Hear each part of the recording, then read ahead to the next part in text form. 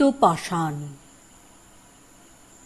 আমি এবং আমার আত্মীয় পূজার ছুটিতে দেশ ভ্রমণ সারিয়া কলিকাতায় ফিরিয়া আসিতেছিলাম। এমন সময় রেলগাড়িতে বাবুটির সঙ্গে দেখা হয়। তাহার বেশভূষা দেখিয়া প্রথমটা তাহাকে পশ্চিম দেশীয় মুসলমান বলিয়া ভ্রম হইয়াছিল। তাহার কথাবার্তা শুনিয়া আরও ধাঁধা লাগিয়া যায়। পৃথিবীর সকল বিষয়েই এমন করিয়া আলাপ করিতে লাগিলেন যেন তাহার সহিত প্রথম পরামর্শ করিয়া বিশ্ববিধাতা সকল কাজ করিয়া থাকেন। বিশ্ব সংসারের ভিতরে ভিতরে যে এমন সকল অশ্রুতপূর্ব নিগূঢ় ঘটনা ঘটিতেছিল, রুশিয়ানরা যে এতদূর অগ্রসর হইয়াছে, ইংরেজদের যে এমন সকল গোপন মতলব আছে, দেশীয় রাজাদের মধ্যে যে একটা খিচুড়ি পাকিয়া উঠিয়াছে, এ সমস্ত কিছুই না জানিয়া আমরা সম্পূর্ণ নিশ্চিন্ত হইয়াছিলাম। আমাদের নবপরিচিত আলাপিটি ঈষৎ হাসিয়া কহিলেন, "There happen more things in heaven and earth, Horatio, than are reported in your newspapers." আমরা এই প্রথম ঘর ছাড়িয়া বাহির হইয়াছি, সুতরাং লোকটির রকম সকম দেখিয়া অবাক হইয়া গেলাম। লোকটা সামান্য উপলক্ষে কখনো বিজ্ঞান বলে, কখনো বেদের ব্যাখ্যা করে, আবার হঠাৎ কখনো পার্সির বয়েত আওড়াইতে থাকে। বিজ্ঞান, বেদ এবং পার্সি ভাষায় আমাদের কোনরূপ অধিকার না থাকাতে তাহার প্রতি আমাদের ভক্তি উত্তরোত্তর বাড়িতে লাগিল। এমনকি আমার থিওসফিস্ট আত্মীয়টির মনে দৃঢ় বিশ্বাস হইল যে আমাদের এই সহযাত্রীর সহিত কোনো এক রকমের অলৌকিক ব্যাপারের কিছু একটা যোগ আছে, কোনো একটা অপূর্ব ম্যাগনেটিজম অথবা দৈবশক্তি অথবা সূক্ষ্ম শরীর অথবা ওইভাবের একটা কিছু।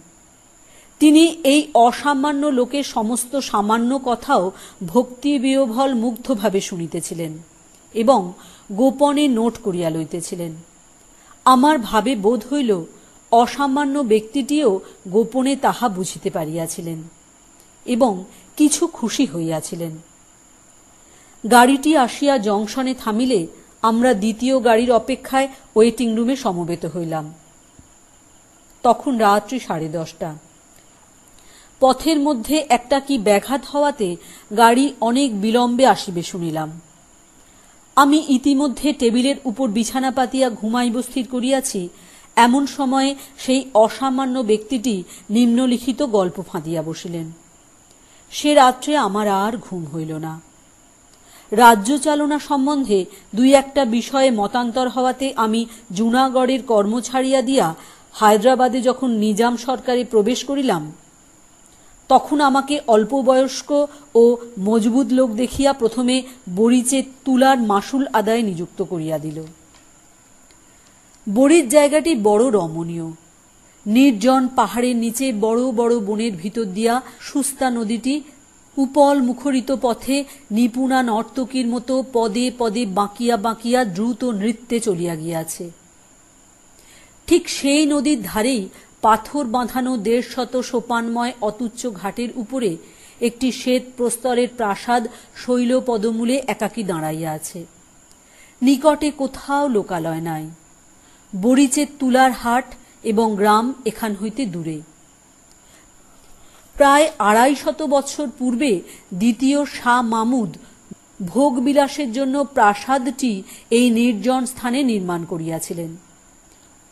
তখন হইতে স্নানশালার ফোয়ারার মুখ হইতে গোলাপগন্ধি জলধারা উৎক্ষিপ্ত হইতে থাকিত এবং সেই শিকর শীতল নিভৃত গৃহের মধ্যে মর্মর খচিত স্নিগ্ধ শিলাসনে বসিয়া কোমল নগ্ন পদপল্লব জলাশয়ের নির্মল জলরাশির মধ্যে প্রসারিত করিয়া তরুণী পার্শ্বিক রমণীগণ স্নানের পূর্বে কেশ মুক্ত করিয়া দিয়া শ্বেতার কোলে দ্রাক্ষাবনের গজল গান করিত। এখন আর সে ফোয়ারা খেলে না, সে গান নাই।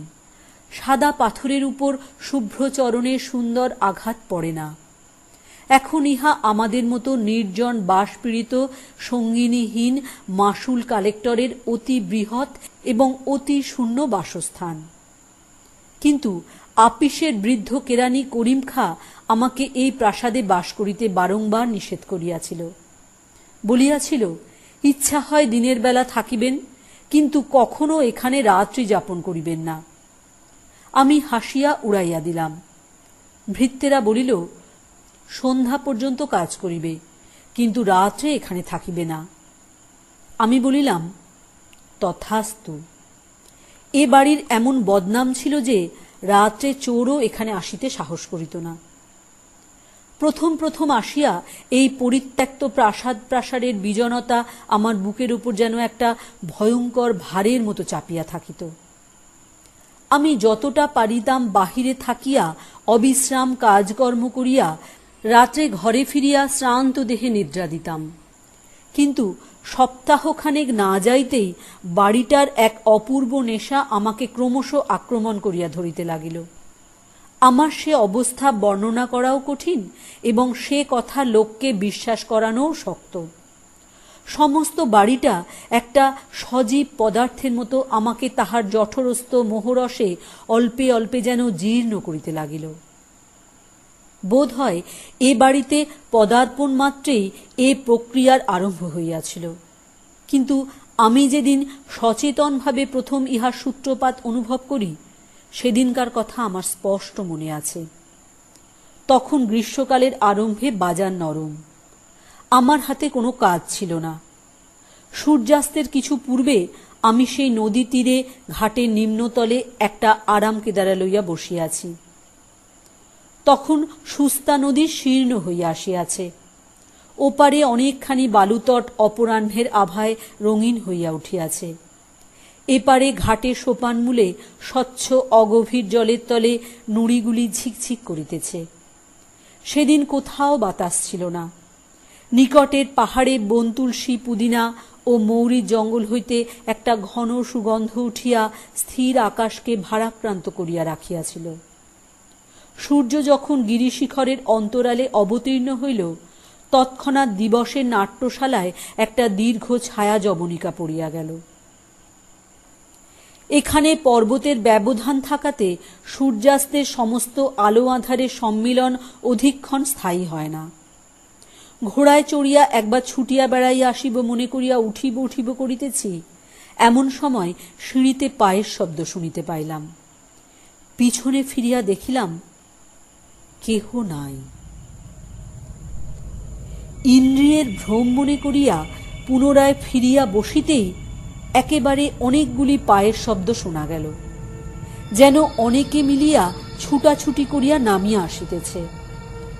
ঈষৎ ভয়ের সহিত এক অপরূপ পুলক মিশ্রিত হইয়া আমার সর্বাঙ্গ পরিপূর্ণ করিয়া তুলিল। যদিও আমার সম্মুখে কোনো মূর্তি ছিল না, তথাপি স্পষ্ট প্রত্যক্ষবৎ মনে হইল যে এই গ্রীষ্মের সায়াহ্নে একদল প্রমোদ চঞ্চল নারী সুস্তার জলের মধ্যে স্নান করিতে নামিয়াছে। যদিও সেই সন্ধ্যাকালে নিস্তব্ধ গিরিতটে, নদী তীরে, নির্জন প্রাসাদে কোথাও কিছুমাত্র শব্দ ছিল না, তথাপি আমি যেন স্পষ্ট শুনিতে পাইলাম নির্ঝরে শতধারার মতো সকৌতুক কলহাস্যের সহিত পরস্পরের দ্রুত অনুধাবন করিয়া আমার পার্শ্ব দিয়া স্নানার্থিনীরা চলিয়া গেল। আমাকে যেন লক্ষ্য করিল না। তাহারা যেমন আমার নিকট অদৃশ্য, আমিও যেন সেইরূপ তাহাদের নিকট অদৃশ্য। নদী পূর্ববৎ স্থির ছিল, কিন্তু আমার নিকট স্পষ্ট বোধ হইল স্বচ্ছ তোয়ার অগভীর স্রোত অনেকগুলি বলয় সিঞ্চিত বাহু বিক্ষেপে বিক্ষুব্ধ হইয়া উঠিয়াছে।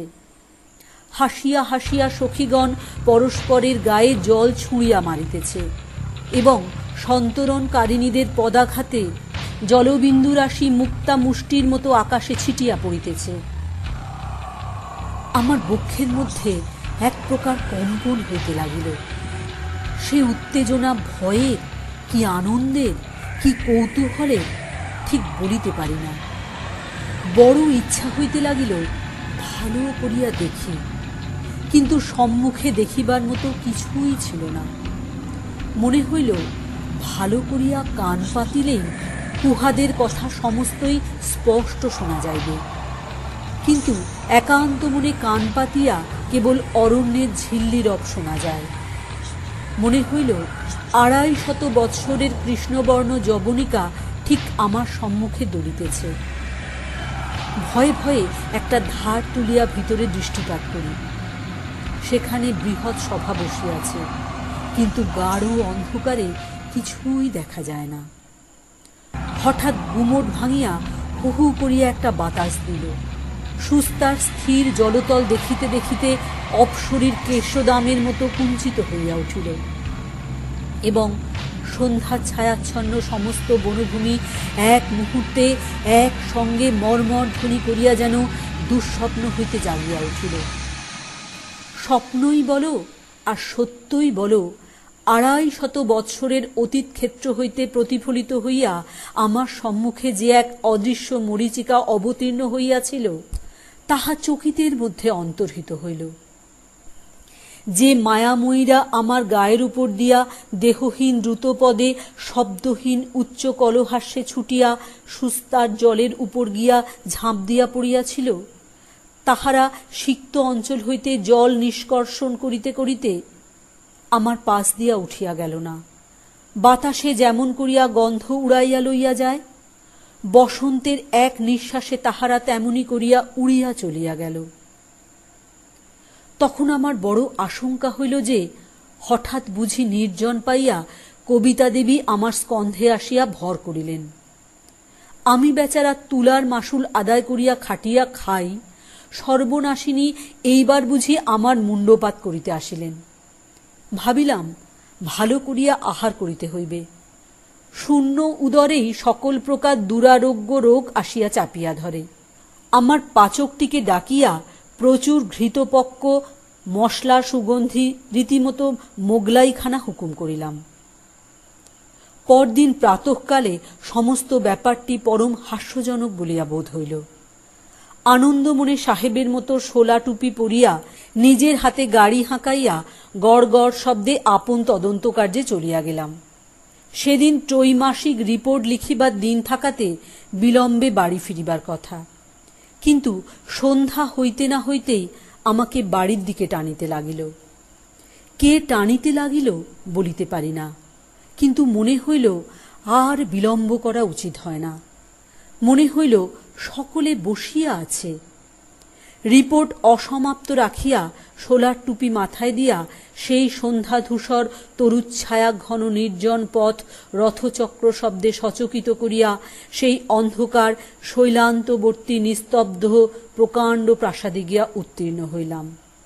সিঁড়ির উপরে সম্মুখের ঘরটি অতি বৃহৎ।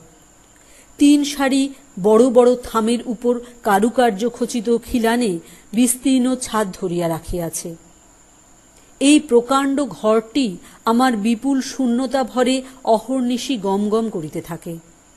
সেদিন সন্ধ্যার প্রাক্কালে তখনও প্রদীপ জ্বালানো হয় নাই। দরজা ঠেলিয়া আমি সেই বৃহৎ ঘরে যেমন প্রবেশ করিলাম, অমনি মনে হইল ঘরের মধ্যে যেন ভারী একটা বিপ্লব বাঁধিয়া গেল। যেন হঠাৎ সভা ভঙ্গ করিয়া চারিদিকে দরজা জানালা ঘর পথ বারান্দা দিয়া কে কোন দিকে পলাইল তাহার ঠিকানা নাই। আমি কোথাও কিছু না দেখিতে পাইয়া অবাক হইয়া দাঁড়াইয়া রহিলাম। শরীর এক প্রকার আবেশে রোমাঞ্চিত হইয়া উঠিল, যেন বহু দিবসে লুপ্তাবশিষ্ট মাথা ঘষা ও আতরের মৃদু গন্ধ আমার নাসার মধ্যে প্রবেশ করিতে লাগিল।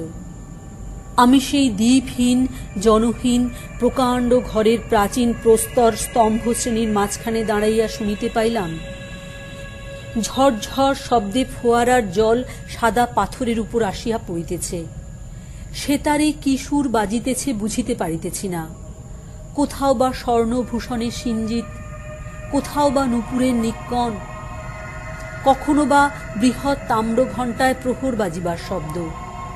অতি দূরে নহবতের আলাপ, বাতাসে দোদুল্যমান ঝাড়ের স্ফটিক দোলকগুলির ঠুনঠুন ধ্বনি, বারান্দা হইতে খাঁচার বুলবুলির গান, বাগান হইতে পোষা সারসের ডাক আমার চতুর্দিকে একটা প্রেত লোকের রাগিনী সৃষ্টি করিতে লাগিল। আমার এমন একটা মোহ উপস্থিত হইল, মনে হইল এই অস্পৃশ্য অগম্য অবাস্তব ব্যাপারটাই জগতে একমাত্র সত্য, আর সমস্তই মিথ্যা মরীচিকা। আমি যে আমি, অর্থাৎ আমি যে শ্রীযুক্ত অমুক অমুকের জ্যেষ্ঠ পুত্র, তুলার মাসুল সংগ্রহ করিয়া 450 টাকা বেতন পাই, আমি যে সোলার টুপি এবং খাটো কর্তা পরিয়া টমটম হাঁকাইয়া আপিস করিতে যাই, এ সমস্তই আমার কাছে এমন অদ্ভুত হাস্যকর অমূলক মিথ্যা কথা বলিয়া বোধ হইল যে আমি সেই বিশাল নিস্তব্ধ অন্ধকার ঘরের মাঝখানে দাঁড়াইয়া হা হা করিয়া হাসিয়া উঠিলাম। তখনই আমার মুসলমান ভৃত্য প্রজ্বলিত কেরোসিন ল্যাম্প হাতে করিয়া ঘরের মধ্যে প্রবেশ করিল। সে আমাকে পাগল মনে করিল কিনা জানি না, কিন্তু তৎক্ষণাৎ আমার স্মরণ হইল যে আমি অমুকচন্দ্রের জ্যেষ্ঠ পুত্র শ্রীযুক্ত অমুকনাথ বটে। ইহাও মনে করিলাম যে জগতের ভিতরে অথবা বাহিরে কোথাও অমূর্ত ফোয়ারা নিত্যকাল উৎসারিত ও অদৃশ্য অঙ্গুলির আঘাতে কোনো মায়া সেতারে অনন্ত রাগিনী ধ্বনিত হইতেছে কিনা তাহা আমাদের মহাকবি ও কবিবরেরাই বলিতে পারেন। কিন্তু এ কথা নিশ্চয় সত্য যে আমি বরিচের হাটে তুলার মাসুল আদায় করিয়া মাসে 450 টাকা বেতন লইয়া থাকি। তখন আবার আমার পূর্বক্ষণের অদ্ভুত মোহ স্মরণ করিয়া কেরোসিন প্রদীপ্ত ক্যাম্প টেবিলের কাছে খবরের কাগজ লইয়া সকৌতুকে হাসিতে লাগিলাম। খবরের কাগজ পড়িয়া এবং মোগলাই খানা খাইয়া একটি ক্ষুদ্র ঘরের কোণে প্রদীপ নিবাইয়া দিয়া বিছানায় গিয়া শয়ন করিলাম। আমার সম্মুখবর্তী খোলা জানালার ভিতর দিয়া অন্ধকার বনবেষ্টিত আড়ালি পর্বতের ঊর্ধ্বদেশের একটি অত্যুজ্জ্বল নক্ষত্র সহস্র কোটি যোজন দূর আকাশ হইতে সেই অতি তুচ্ছ ক্যাম্প খাটের উপর শ্রীযুক্ত মাসুল কালেক্টরকে এক দৃষ্টে নিরীক্ষণ করিয়া দেখিতেছিল।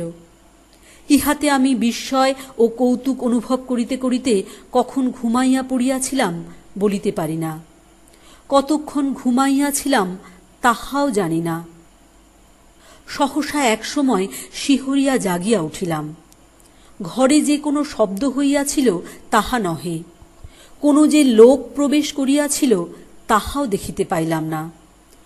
অন্ধকার পর্বতের উপর হইতে অনিমেষ নক্ষত্রটি অস্তমিত হইয়াছে এবং কৃষ্ণপক্ষের ক্ষীণ চন্দ্রালোক অনধিকার সংকুচিত ম্লানভাবে আমার বাতায়ন পথে প্রবেশ করিয়াছে। কোনো লোককেই দেখিলাম না, তবু যেন আমার স্পষ্ট মনে হইল কে একজন আমাকে আস্তে আস্তে ঠেলিতেছে। আমি জাগিয়া উঠিতেই সে কোনো কথা না বলিয়া কেবল যেন তাহার অঙ্গুলি খচিত 5 অঙ্গুলির ইঙ্গিতে অতি সাবধানে তাহার অনুসরণ করিতে আদেশ করিল। আমি অত্যন্ত চুপি চুপি উঠিলাম, যদিও সেই শতকক্ষ প্রকোষ্ঠময় প্রকাণ্ড শূন্যতাময় নিদ্রিত ধ্বনি এবং সজাগ প্রতিধ্বনিময় বৃহৎ প্রাসাদে আমি ছাড়া আর জনপ্রাণীও ছিল না, তথাপি পদে পদে ভয় হইতে লাগিল পাছে কেহ জাগিয়া উঠে। প্রাসাদের অধিকাংশ ঘর রুদ্ধ থাকিত এবং সে সকল ঘরে আমি কখনো যাই নাই। সেই রাত্রে নিঃশব্দ পদবিক্ষেপে সংযত নিঃশ্বাসে সেই অদৃশ্য আহ্বানরূপিণীর অনুসরণ করিয়া আমি যে কোথা দিয়া কোথায় যাইতেছিলাম আজ তাহা স্পষ্ট করিয়া বলিতে পারি না। কত সংকীর্ণ অন্ধকার পথ, কত দীর্ঘ বারান্দা, কত গম্ভীর নিস্তব্ধ সুবৃহৎ সভাগৃহ, কত রুদ্ধ বায়ু ক্ষুদ্র গোপন কক্ষ পার হইয়া যাইতে লাগিলাম তাহার ঠিকানা নাই। আমার অদৃশ্য দূতিটিকে যদিও চক্ষে দেখিতে পাই নাই, তথাপি তাহার মূর্তি আমার মনের অগোচর ছিল না। আরব রমণী ঝোলা আস্তিনের ভিতর দিয়া শ্বেত প্রস্তর রচিতবৎ কঠিন নিটোল হস্ত দেখা যাইতেছে। টুপির প্রান্ত হইতে মুখের উপরে একটি সূক্ষ্ম বসনের আবরণ পড়িয়াছে, কটিবন্ধে একটি বাঁকা ছুরি বাঁধা। আমার মনে হইল আরব্য উপন্যাসের একাধিক সহস্র রজনীর একটি রজনী আজ উপন্যাস লোক হইতে উড়িয়া আসিয়াছে। আমি যেন অন্ধকার নিশীথে সুপ্তিমগ্ন বোগদাদের নির্বাপিত দ্বীপ সংকীর্ণ পথে কোনো এক সংকট সংকুল অভিসারে যাত্রা করিয়াছি। অবশেষে আমার দুটি একটি ঘন নীল পর্দার সম্মুখে সহসা থমকিয়া দাঁড়াইয়া যেন নিম্নে অঙ্গুলি নির্দেশ করিয়া দেখাইল। নিম্নে কিছুই ছিল না, কিন্তু ভয়ে আমার বক্ষের রক্ত স্তম্ভিত হইয়া গেল। আমি অনুভব করিলাম সেই পর্দার সম্মুখে ভূমিতলে কিংখাবে সাজ পড়া একটি ভীষণ কাফরি খোঁজা কোলের উপর খোলা তলোয়ার লইয়া 2 পা ছড়াইয়া দিয়া বসিয়া বসিয়া ঢুলিতেছে। দুটি লঘু গতিতে তাহার 2 পা ডিঙাইয়া পর্দার এক প্রান্তদেশ তুলিয়া ধরিল। ভিতর হইতে একটি পারস্য গালিচা পাতা ঘরের কিয়দংশ দেখা গেল। তক্তের উপরে কে বসিয়া আছে দেখা গেল না, কেবল জাফরান রঙের স্ফীত পায়জামার নিম্নভাগে জরির চটি পড়া 2খানি সুন্দর চরণ গোলাপি মখমলের আসনের উপর অলসভাবে স্থাপিত রহিয়াছে দেখিতে পাইলাম। মেজের এক পার্শ্বে একটি নীলাভ স্ফটিক পাত্রে কতকগুলি আপেল, নাশপাতি, নারাঙ্গি এবং প্রচুর আঙুরের গুচ্ছ সজ্জিত রহিয়াছে, এবং তাহার পার্শ্বে 2টি ছোট পেয়ালা ও একটি স্বর্ণাভ মদিরার কাচপাত্র অতিথির জন্য অপেক্ষা করিয়া আছে। ঘরের ভিতর হইতে একটি অপূর্ব ধূপের এক প্রকার মাদক সুগন্ধি ধূম্র আসিয়া আমাকে বিহ্বল করিয়া দিল। আমি কম্পিত বক্ষে সেই খোঁজার প্রসারিত পদদ্বয় যেমন লঙ্ঘন করিতে গেলাম, অমনি সে চমকিয়া উঠিল। তাহার কোলের উপর হইতে তলোয়ার পাথরের মেজে শব্দ করিয়া পড়িয়া গেল। সহসা একটা বিরাট চিৎকার শুনিয়া চমকিয়া দেখিলাম আমার সেই ক্যাম্পখাটের উপরে ঘর্মাক্ত কলবরে বসিয়া আছি। ভোরের আলোয় কৃষ্ণপক্ষের খণ্ড চাঁদ জাগরণ ক্লিষ্ট রোগীর মতো পাণ্ডুবর্ণ হইয়া গেছে, এবং আমাদের পাগলা মেহের আলী তাহার প্রাত্যহিক প্রথা অনুসারে প্রত্যুষের জনশূন্য পথে তফাত যাও, তফাত যাও করিয়া চিৎকার করিতে করিতে চলিয়াছে। এইরূপে আমার আরব্য উপন্যাসের 1 রাত্রি অকস্মাৎ শেষ হইল, কিন্তু এখনো 1,000 রজনী বাকি আছে। আমার দিনের সহিত রাত্রির ভারী একটা বিরোধ বাঁধিয়া গেল। দিনের বেলায় শ্রান্ত ক্লান্ত দেহে কর্ম করিতে যাইতাম এবং শূন্য স্বপ্নময়ী মায়াবিনী রাত্রিকে অভিসম্পাত করিতে থাকিতাম। আবার সন্ধ্যার পরে আমার দিনের বেলাকার কর্মবদ্ধ অস্তিত্বকে অত্যন্ত তুচ্ছ, মিথ্যা এবং হাস্যকর বলিয়া বোধ হইত। সন্ধ্যার পরে আমি একটা নেশার জালের মধ্যে বিহ্বলভাবে জড়াইয়া পড়িতাম। শত শত বৎসর পূর্বেকার কোনো এক অলিখিত ইতিহাসের অন্তর্গত আর একটা অপূর্ব ব্যক্তি হইয়া উঠিতাম। তখন আর বিলাতি খাটো কর্তা এবং 8 প্যান্টলুনে আমাকে মানাইত না। তখন আমি মাথায় এক লাল মখমলের ফেজ তুলিয়া, ঢিলা পায়জামা, ফুল কাটা কাবা এবং রেশমের দীর্ঘ চোগা পরিয়া, রঙিন রুমালে আতর মাখিয়া বহু যত্নে সাজ করিতাম এবং সিগারেট ফেলিয়া দিয়া গোলাপ জল পূর্ণ বহু কুণ্ডলায়িত বৃহৎ আলবোলা লইয়া এক উচ্চ গদি বিশিষ্ট বড় কেদারায় বসিতাম, যেন রাত্রে কোনো এক অপূর্ব প্রিয় সম্মিলনের জন্য পরমাগ্রহে প্রস্তুত হইয়া থাকিতাম। তাহার পর অন্ধকার যতই ঘনীভূত হইত, ততই কি যে এক অদ্ভুত ব্যাপার ঘটিতে থাকিত, তাহা আমি বর্ণনা করিতে পারি না। ঠিক যেন একটা চমৎকার গল্পের কতকগুলি ছিন্ন অংশ বসন্তের আকস্মিক বাতাসে এই বৃহৎ প্রাসাদের বিচিত্র ঘরগুলির মধ্যে উড়িয়া বেড়াইত। খানিকটা দূর পর্যন্ত পাওয়া যাইত, তাহার পরে আর শেষ দেখা যাইত না। আমিও সেই ঘূর্ণমান বিচ্ছিন্ন অংশগুলির অনুসরণ করিয়া সমস্ত রাত্রি ঘরে ঘরে ঘুরিয়া বেড়াইতাম। এই খণ্ড স্বপ্নের আবর্তের মধ্যে এই কচিত হেনার গন্ধ, কচিত সেতারের শব্দ, কচিত সুরভি জলশিকর মিশ্র বায়ুর হিল্লোলের মধ্যে একটি নায়িকাকে ক্ষণে ক্ষণে বিদ্যুৎ শিখার মতো চকিতে দেখিতে পাইতাম। তাহারই জাফরান রঙের পায়জামা এবং 2টি শুভ্র রক্তিম কোমল পায়ে বক্র শীর্ষ জরির চটি পরা, বক্ষে অতি পিনব্ধ জরির ফুলকাটা কাঁচুলি আবদ্ধ, মাথায় একটি লাল টুপি এবং তাহা হইতে সোনার ঝালর ঝুলিয়া তাহার শুভ্র ললাট এবং কপল বেষ্টন করিয়াছে। সে আমাকে পাগল করিয়া দিয়াছিল। আমি তাহারই অভিসারে প্রতি রাত্রে নিদ্রার রসাতল রাজ্যে স্বপ্নের জটিল পথ সংকুল মায়াপুরীর মধ্যে গলিতে গলিতে কক্ষে কক্ষে ভ্রমণ করিয়া বেড়াইয়াছি। একদিন সন্ধ্যার সময় বড় আয়নার দুই দিকে দুই বাতি জ্বালাইয়া যত্নপূর্বক শাহজাদার মতো সাজ করিতেছি, এমন সময় হঠাৎ দেখিতে পাইতাম আয়নায় আমার প্রতিবিম্বের পার্শ্বে ক্ষণিকের জন্য সেই তরুণী ইরানী ছায়া আসিয়া পড়িল। পলকের মধ্যে গ্রীবা বাঁকাইয়া তাহার ঘন কৃষ্ণ বিপুল চক্ষু তারকায় সুগভীর আবেগ তীব্র বেদনাপূর্ণ আগ্রহ কটাক্ষপাত করিয়া সরস সুন্দর বিম্বাধরে একটি অস্ফুট ভাষার আভাস মাত্র দিয়া লঘু ললিত নৃত্যে আপন যৌবন পুষ্পিত দেহলতাটিকে দ্রুত বেগে ঊর্ধ্বাভিমুখে আবর্তিত করিয়া মুহূর্তকালের মধ্যে বেদনা বাসনা ও বিভ্রমে হাস্য কটাক্ষ ও ভূষণ জ্যোতির স্ফুলিঙ্গ বৃষ্টি করিয়া দিয়া দর্পণেই মিলাইয়া গেল।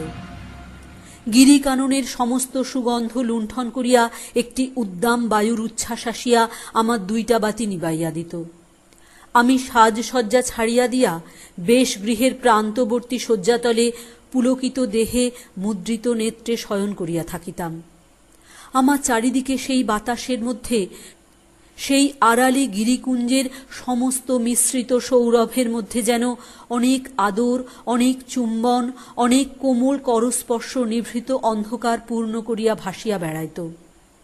কানের কাছে অনেক কলগুঞ্জন শুনিতে পাইতাম।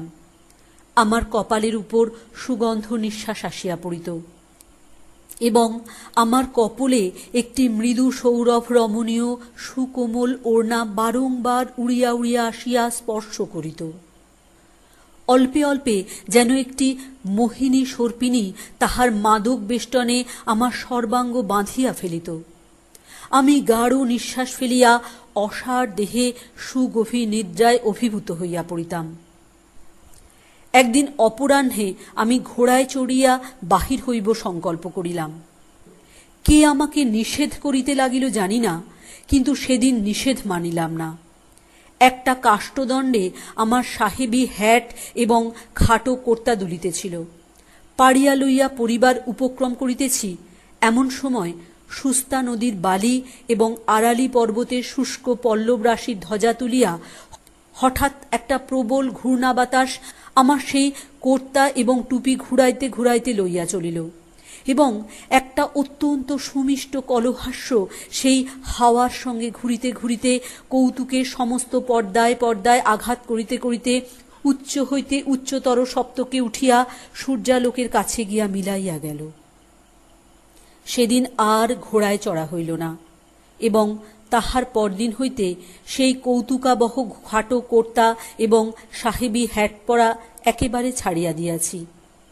আবার সেই দিন অর্ধরাত্রে বিছানার মধ্যে উঠিয়া বসিয়া শুনিতে পাইলাম কে যেন গুমরিয়া গুমরিয়া বুক ফাটিয়া ফাটিয়া কাঁদিতেছে, যেন আমার খাটের নিচে, মেঝের নিচে এবং বৃহৎ প্রাসাদের পাষাণ ভিত্তির তলবর্তী একটা আর্দ্র অন্ধকার গোড়ের ভিতর হইতে কাঁদিয়া কাঁদিয়া বলিতেছে, তুমি আমাকে উদ্ধার করিয়া লইয়া যাও।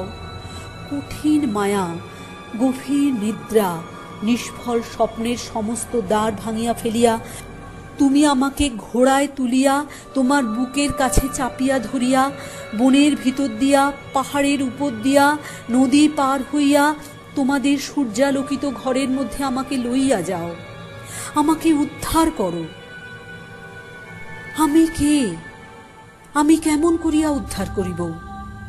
আমি এই ঘূর্ণমান পরিবর্তমান স্বপ্ন প্রবাহের মধ্য হইতে কোন মজ্জমানা কামনা সুন্দরীকে তীরে টানিয়া তুলিব? তুমি কবে ছিলে? কোথায় ছিলে?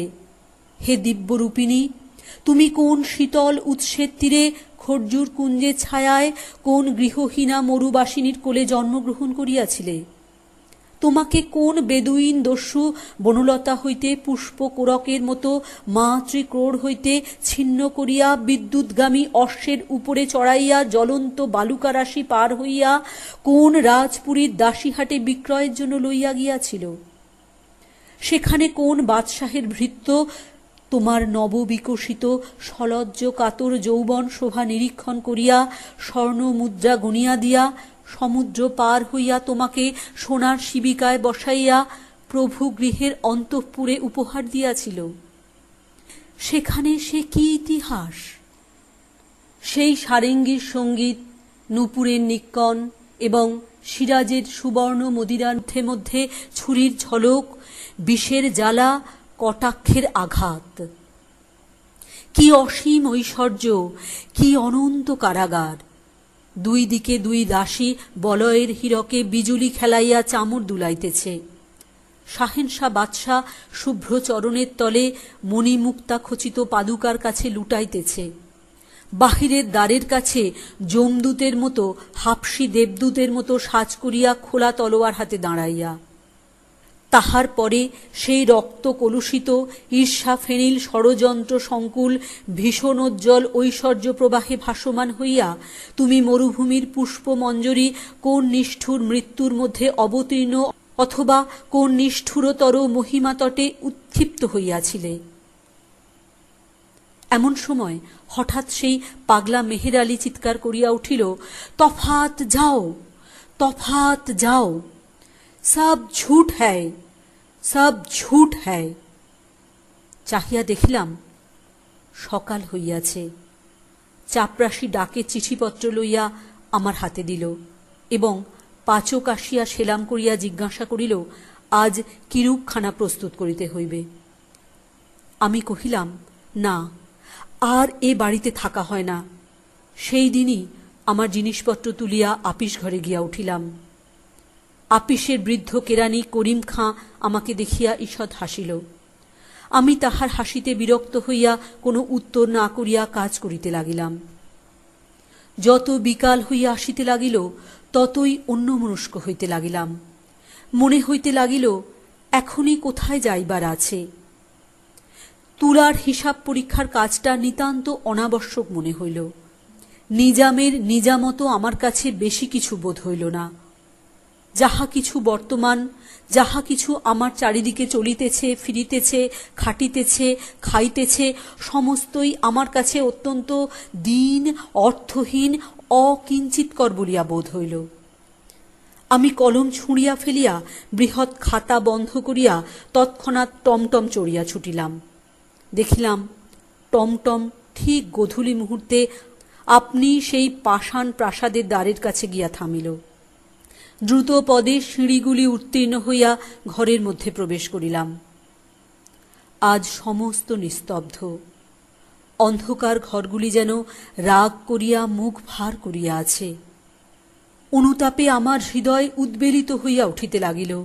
কিন্তু কাহাকে জানাইব, কাহার নিকট মার্জনা চাহিব, খুঁজিয়া পাইলাম না। আমি শূন্য মনে অন্ধকার ঘরে ঘরে ঘুরিয়া বেড়াইতে লাগিলাম। ইচ্ছা করিতে লাগিল একখানা যন্ত্র হাতে লইয়া কাহাকেও উদ্দেশ করিয়া গান গাই। বলি, হে বনহি, যে পতঙ্গ তোমাকে ফেলিয়া পলাইবার চেষ্টা করিয়াছিল সে আবার মরিবার জন্য আসিয়াছে। এবার তাহাকে মার্জনা করো, তাহার দুই পক্ষ দগ্ধ করিয়া দাও, ভস্মসাৎ করিয়া ফেল। হঠাৎ উপর হইতে আমার কপালে দুই ফোঁটা অশ্রু জল পড়িল। সেদিন আড়ালি পর্বতের চূড়ায় ঘন ঘোর মেঘ করিয়া আসিয়াছিল। অন্ধকার অরণ্য এবং সুস্তার মসীবর্ণ জল একটি ভীষণ প্রতীক্ষায় স্থির হইয়াছিল। জল, স্থল, আকাশ সহসা শিহরিয়া উঠিল এবং অকস্মাৎ একটা বিদ্যুৎ দন্ত বিকশিত ঝড় শৃঙ্খল ছিন্ন উন্মাদের মতো পথহীন সুদূর বনের ভিতর দিয়া আর্ত চিৎকার করিতে করিতে ছুটিয়া আসিল। প্রাসাদের বড় বড় শূন্য ঘরগুলা সমস্ত দ্বার আছড়াইয়া তীব্র বেদনায় হু হু করিয়া কাঁদিতে লাগিল। আজ ভৃত্যগণ সকলেই আপিস ঘরে ছিল। এখানে আলো জ্বালাইবার কেহ ছিল না। সেই মেঘাচ্ছন্ন অমাবস্যা রাত্রে গৃহের ভিতরকার নিকষ কৃষ্ণ অন্ধকারের মধ্যে আমি স্পষ্ট অনুভব করিতে লাগিলাম একজন রমণী পালঙ্কের তলদেশে গালিচার উপরে উপুর হইয়া পড়িয়া দুই দৃঢ় বদ্ধ মুষ্টিতে আপনার আলুলায়িত কেশজাল টানিয়া ছিঁড়িতেছে। তাহার গৌরবর্ণ ললাট দিয়া রক্ত ফাটিয়া পড়িতেছে। কখনো সে শুষ্ক তীব্র অট্টহাস্যে হা হা করিয়া হাসিয়া উঠিতেছে, কখনো ফুলিয়া ফুলিয়া ফাটিয়া ফাটিয়া কাঁদিতেছে। দুই হস্তে বক্ষের কাঁচুলি ছিঁড়িয়া ফেলিয়া অনাবৃত বক্ষে আঘাত করিতেছে। মুক্ত বাতায়ন দিয়া বাতাস গর্জন করিয়া আসিতেছে এবং মুষলধারে বৃষ্টি আসিয়া তাহার সর্বাঙ্গ অভিষিক্ত করিয়া দিতেছে। সমস্ত রাত্রি ঝড়ও থামে না, ক্রন্দনও থামে না। আমি নিষ্ফল পরিতাপে ঘরে ঘরে অন্ধকারে ঘুরিয়া বেড়াইতে লাগিলাম। কেহ কোথাও নাই। কাহাকে সান্ত্বনা করিব? এই প্রচণ্ড অভিমান কাহার? এই অশান্ত আক্ষেপ কোথা হইতে উত্থিত হইতেছে? পাগল চিৎকার করিয়া উঠিল, তফাত যাও, তফাত যাও, সব ঝুট হ্যায়, সব ঝুট হ্যায়। দেখিলাম ভোর হইয়াছে এবং মেহের আলী সেই ঘোর দুর্যোগের দিনেও যথা নিয়মে প্রাসাদ প্রদক্ষিণ করিয়া তাহার অভ্যস্ত চিৎকার করিতেছে। হঠাৎ আমার মনে হইল, হয়তো ওই মেহের আলীও আমার মতো এক সময় এই প্রাসাদে বাস করিয়াছিল। এখন পাগল হইয়া বাহির হইয়াও এই পাষাণ রাক্ষসের মোহে আকৃষ্ট হইয়া প্রত্যহ প্রত্যুষে প্রদক্ষিণ করিতে আসে। আমি তৎক্ষণাৎ সেই বৃষ্টিতে পাগলের নিকট ছুটিয়া গিয়া তাহাকে জিজ্ঞাসা করিলাম, মেহের আলী, কে ঝুট হ্যায় রে? সে আমার কথায় কোনো উত্তর না করিয়া আমাকে ঠেলিয়া ফেলিয়া অজগরের কবলে চতুর্দিকে ঘূর্ণমান মহাবিষ্ট পক্ষীর ন্যায় চিৎকার করিতে করিতে বাড়ির চারিদিকে ঘুরিতে লাগিল। কেবল প্রাণপণে নিজেকে সতর্ক করিবার জন্য বারংবার বলিতে লাগিল, তফাত যাও, তফাত যাও, সব ঝুট হ্যায়, সব ঝুট হ্যায়। আমি সেই জল ঝড়ের মধ্যে পাগলের মতো আপিসে গিয়া করিম খাঁকে ডাকিয়া বলিলাম, ইহার অর্থ কি, আমাকে খুলিয়া বলো। বৃদ্ধ যাহা কহিল তাহার মর্মার্থ এই। এক সময় ওই প্রাসাদে অনেক অতৃপ্ত বাসনা, অনেক উন্মত্ত সম্ভোগের শিখা আলোড়িত হইত। সেই সকল চিত্তদাহে, সেই সকল নিষ্ফল কামনার অভিশাপে এই প্রাসাদের প্রত্যেক প্রস্তরখণ্ড ক্ষুধার্ত তৃষ্ণার্ত হইয়া আছে। সজীব মানুষ পাইলে তাকে লালায়িত পিশাচির মতো খাইয়া ফেলিতে চায়। যাহারা ত্রিরাত্রি ওই প্রাসাদে বাস করিয়াছে তাহাদের মধ্যে কেবল মেহের আলী পাগল হইয়া বাহির হইয়া আসিয়াছে। এ পর্যন্ত আর কেহ তাহার গ্রাস এড়াইতে পারে নাই। আমি জিজ্ঞাসা করিলাম, আমার উদ্ধারের কি কোনো পথ নাই? বৃদ্ধ কহিল, একটি মাত্র উপায় আছে, তাহা অত্যন্ত দুরূহ, তাহা তোমাকে বলিতেছি। কিন্তু তৎপূর্বে ওই গুলবাগের একটি ইরানি কৃতদাসীর পুরাতন ইতিহাস বলা আবশ্যক। তেমন আশ্চর্য এবং তেমন হৃদয় বিদারক ঘটনা সংসারে আর কখনো ঘটে নাই। এমন সময় কুলিরা আসিয়া খবর দিল, গাড়ি আসিতেছে। এত শীঘ্র? তাড়াতাড়ি বিছানাপত্র বাঁধিতে বাঁধিতে গাড়ি আসিয়া পড়িল। সে গাড়ির ফার্স্ট ক্লাসে একজন সুপ্তথিত ইংরাজ জানালা হইতে মুখ বাড়াইয়া স্টেশনের নাম পড়িবার চেষ্টা করিতেছিল। আমাদের সহযাত্রী বন্ধুটিকে দেখিয়াই হ্যালো বলিয়া চিৎকার করিয়া উঠিল এবং নিজের গাড়িতে তুলিয়া লইল। আমরা সেকেন্ড ক্লাসে উঠিলাম। বাবুটি কে খবর পাইলাম না। গল্পেরও শেষ শোনা হইল না। আমি বলিলাম, লোকটা আমাদিগকে বোকার মতো দেখিয়া কৌতুক করিয়া ঠকাইয়া গেল। গল্পটা আগাগোড়া বানানো। এই তর্কের উপলক্ষে আমার থিওসফিস্ট আত্মীয়টির সহিত আমার জন্মের মতো বিচ্ছেদ ঘটিয়া গেছে। শ্রাবণ 1302 সাল।